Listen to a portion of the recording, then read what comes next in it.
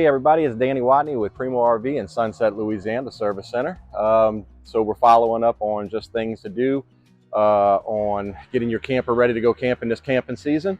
Another thing that you're going to want to do is jump into the sealants and make sure that everything is sealed properly. You want to give it a good overlook.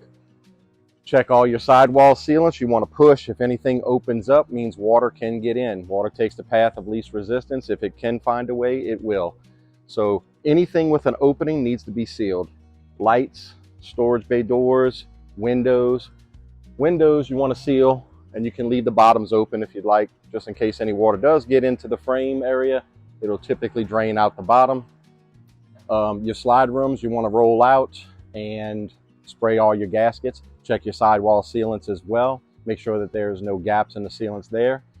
Inspect your tires, look underneath, make sure that nothing is open underneath, no rodents have gotten in, and then pretty much do a good walk around on the outside. Again, just pushing in on your tin. If you have fiberglass, then you want to go ahead and just inspect around the edges of the fiberglass as well, just making sure everything looks sealed up and you don't see any delamination going on with your fiberglass. Get on your roof, inspect your roof sealants. Anything with a vent, your skylights, your front cap, rear cap.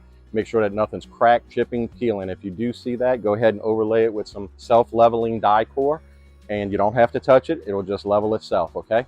So until next week, that's my tips. Where do you go for all your RV needs? Go to Primeaux.